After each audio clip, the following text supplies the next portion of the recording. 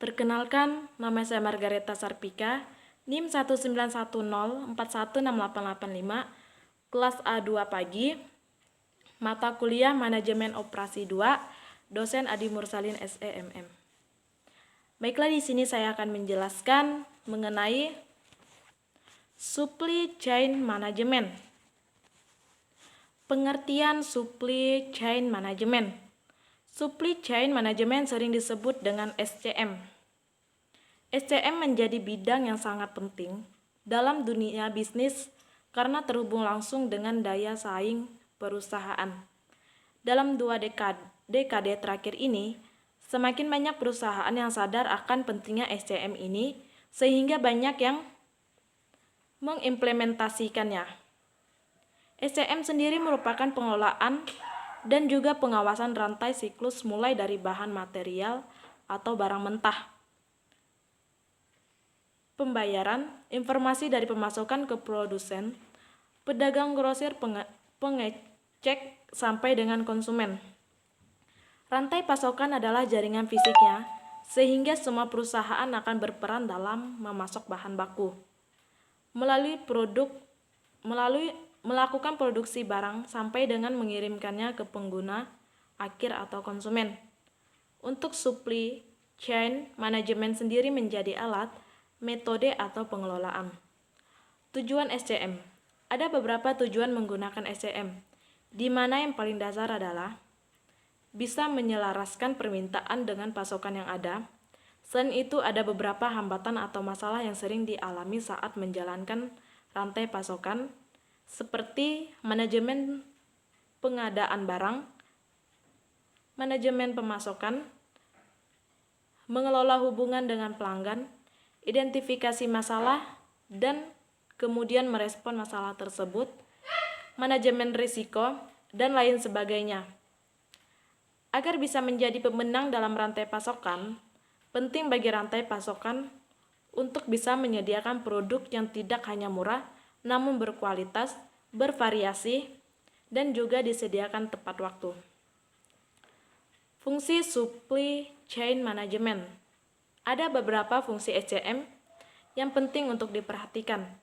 Fungsi yang pertama adalah SCM secara fisik, di mana fungsi dari SCM ini adalah mengonversi bahan baku menjadi produk jadi yang bisa disampaikan ke konsumen akhir. Fungsi utama dari supply chain management ini adalah berhubungan dengan berbagai macam biaya-biaya fisik berupa biaya material, biaya penyimpanan, biaya khusus produksi, biaya untuk transportasi, dan lain sebagainya. Fungsi selanjutnya adalah SCM sebagai mediasi pasar dan memastikan jika tidak disupply atau disupply chain.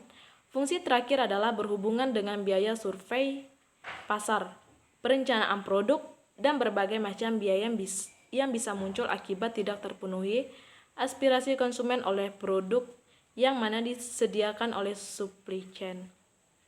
Proses SCM. Ada beberapa proses supply chain management yang wajib dilalui, di mana proses yang pertama adalah arus material.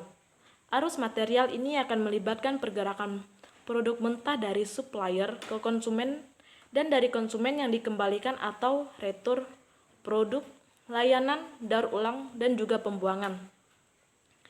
Proses selanjutnya adalah arus informasi, di mana arus ini akan berisi tentang prediksi permintaan yang akan dilakukan konsumen, informasi perpindahan barang, dan juga update status barang, apakah sudah terkirim atau belum. Yang terakhir adalah arus finansial. Arus ini akan berisi tentang pembayaran, alur perkreditan, penjadwalan pembayaran, sampai dengan persetujuan kepemilikan. Alur informasi yang akurat ini bisa bergerak dengan mudah di antara mata rantai, serta pergerakan barang yang efektif dan efisien. Dalam SCM ada beberapa pemain rantai pasokan yang terlibat, yaitu supplier, manufaktur, distributor, retail outlets, dan juga customer. Strategi SCM. Ada 2 strategi yang bisa Anda lakukan untuk membangun SCM yang baik.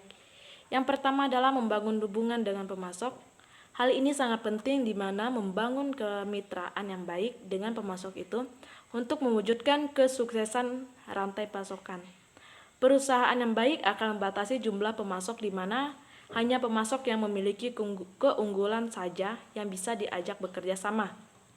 Strategi yang terakhir adalah meningkatkan respon pelanggan agar tetap kompetitif, kemudian fokus pada rantai pasokan agar meningkatkan layanan pelanggan.